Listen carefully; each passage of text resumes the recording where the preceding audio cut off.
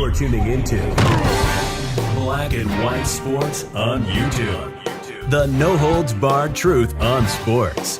The main event starts now. I'm back. Rodrance for our Black and White Sports 2. If you're new to the channel, make sure you hit subscribe. If you're just now listening to us on podcast, make sure you also hit the subscribe button. It's all of our audio from all of our YouTube channels every day. Okay, so we got a little peel back the curtain situation this morning as some news came out involving Joe Rogan. Yeah, the basically the most popular podcaster in the United States. He is also UFC commentator and has been for a very long time. He's a mixed martial artist himself. He has come out and he has revealed when he's actually leaving the UFC. And I find this interesting. And this sort of tells you how much respect these guys have got for Dana White. This is Outkick. Joe Rogan reveals when he'll leave the UFC. Joe Rogan's future in the UFC is directly tied to Dana White. Rogan has been a fixture in the UFC for years. He is one of the most popular broadcasters in the sport. Fans absolutely love when he's on the call and conducting fighter interviews. He's really good at fighter interviews, and some of his reactions to knockouts are legendary. Just go back, look on YouTube. They're fantastic. However, when White eventually steps away, Rogan is right behind him. Joe Rogan won't work for the UFC if Dana White isn't running the show. Rogan might be one of the faces of UFC, but that doesn't mean he'll be around forever. In fact, he can leave whenever White does. Quote, "If Dana leaves, I'm gone. That's the end of my contract." Rogan explained in a recent episode of the Joe Rogan Experience, according to the MMA Junkie. It's definitely going to be a sad day for the UFC whenever Rogan finally unplugs the mic and rides off into the sunset. Nobody is better at interviewing fighters and providing fun commentary than the popular podcast host. The man is a star, and he's a man of the people.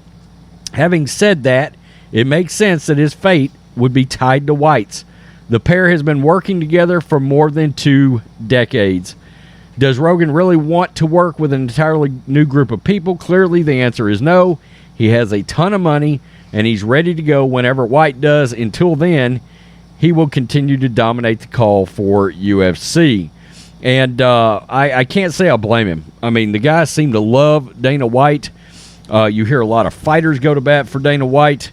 What he has done, particularly Dana White, and I'm sure Joe Rogan admires this greatly, what he did in the face of the pandemic with his sport is phenomenal. I mean, the fact that they decided we're going to figure out a way to keep fighting, and this is an opportunity to grow this brand. And UFC exploded.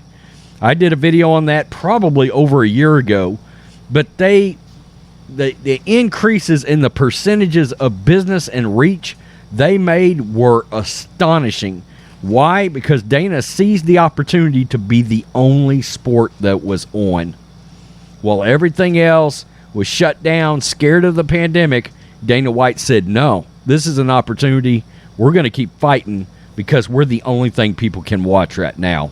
And it worked. It exploded their business even more so. Go out there and look at some of those numbers. It's pretty phenomenal what the UFC did. And, of course, we know how Joe Rogan doesn't need that commentating job. You know, he got paid. There's different reports, anywhere from 100 to 200 million from Spotify for his podcast, not to mention what he makes off of YouTube. And I can tell you with that many views, he's making a lot of money every year just off YouTube. I guarantee you.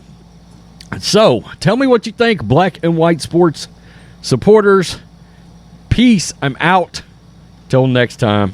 Thanks for watching the show. Be sure to like, comment, and subscribe.